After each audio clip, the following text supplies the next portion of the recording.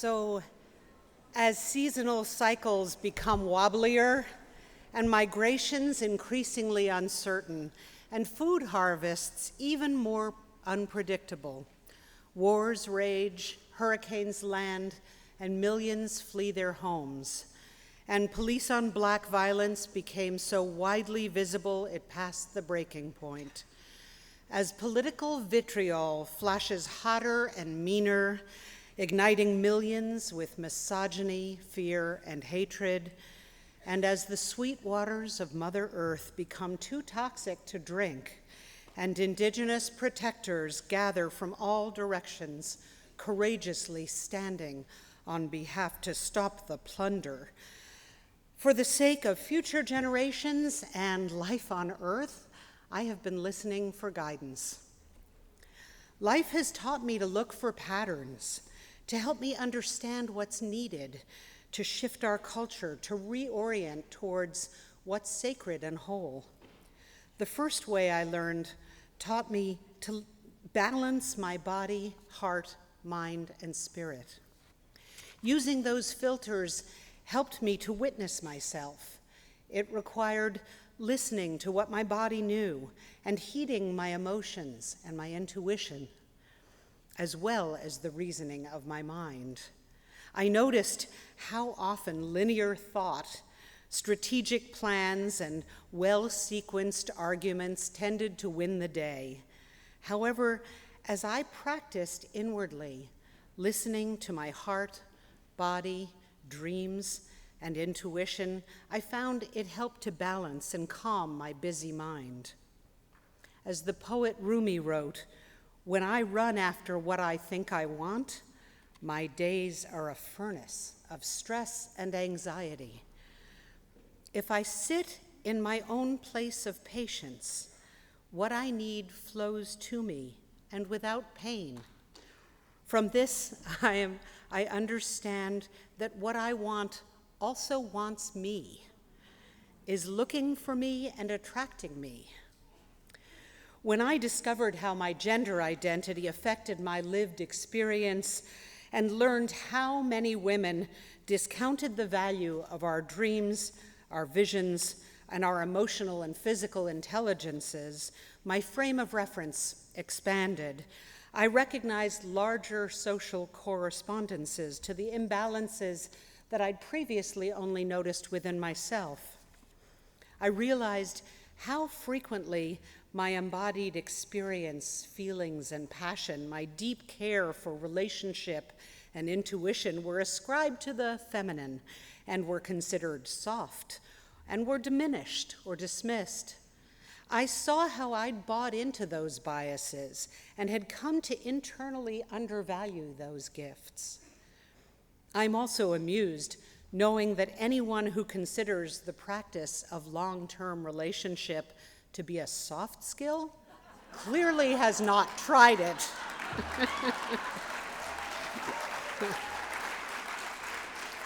I noticed how frequently I felt patronized, my perspectives belittled, how difficult it felt to be taken seriously, and how often I was left feeling small, shamed, or disrespected.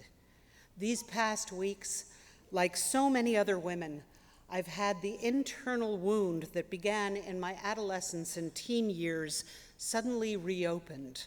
The profoundly painful and awkward feeling of being related to as sexual prey. The number of times I recall being fearful of an unwanted man coming onto me or menacing me landed in me like a stomach punch. Back then, those interactions were so commonplace, so unremarkable, that I viewed them as an inevitable byproduct of being female. Like so many, I learned to be cautious very young, to be cavalier, and to cover my fears well. And that's the experience of a privileged, white, middle-class Jewish girl from New York City. Working with women from all backgrounds has taught me that most others have experienced far worse. Through 11 years of co-facilitating Bioneers Cultivating Women's Leadership intensives with an array of wildly diverse women, I've realized how that shared experience of the pain and injustice of gender bias could become a bridge, an empathic window into finding common ground. I've learned how helping knit women together in song and dance, in story and ritual, to share our vulnerabilities in webs of relational caring and empathic connection, can fling open the possibilities of healing, collaboration, and aligned sisterhood. Being in ceremony, practicing ritual and story with open hearts is what's made those relationships across difference possible. I now believe that these same practices could yield the same results among all people. I see how recognizing the truths of our shared yet differing wounds can create pathways for our factionalized women's movements to grow into the larger web of resistance, voice, and power that is needed to reclaim our democracy. Yeah. Last month, I visited friends who live traditionally on the Penticton Indian Reservation in the Okanagan region of British Columbia. I share these learnings humbly and cautiously as I'm aware of my outsider reality, with no intent of misappropriating Native culture. My only purposes are toward learning and healing, and honoring the immense value of Indigenous knowledge traditions to us all in this precarious time. I visited Penticton, thank you. I visited Penticton during their seasonal salmon ceremony, a time when I could experience their practices of nurturing their relationships with the land, their community, the river, and their traditions. The Okanagan culture is designed around teachings that are called the Four Societies, or Inaukinwe. It is an ancient social technology that has taught them through generations how to relate in a balanced and respectful way to all the various parts of people, community, and Mother Earth. The Four Societies reminds us that it's necessary to respect, include, and accommodate all four equally in our decision-making. As Jeanette Armstrong, who is a culture bearer and educator from the Okanagan Silks Nation, puts it, our tradition demands four things from us, and they all have equal weight. The four societies are tradition and vision, relationship, and action. The Tradition Society relates to what's worked before, to the land and the sacred. It corresponds to the elder in each of us. The Vision Society focuses on what's ahead, on the future, on what creatively has yet to come. It is related to the energy of youth. The Relationship Society is responsible for caring for any impacts or influences of a decision upon the people and all beings. It is related to the feminine archetype. And the Action Society focuses on how to do things, on analysis and implementation, sequencing, tools, and resources. It's related to the masculine part of our psyches. People are trained by their elders to listen and speak for one of each of the four societies. Any decision the people make must integrate all four perspectives equally. This approach from the Okanagan culture is an ancient living blueprint for justice, equity, and inclusion. Reflecting on the four societies, I see how often we've privileged vision and action over tradition and relationship. I see how our systems and structures have perpetuated a bias, a deeply entrenched valuing of only two of the four.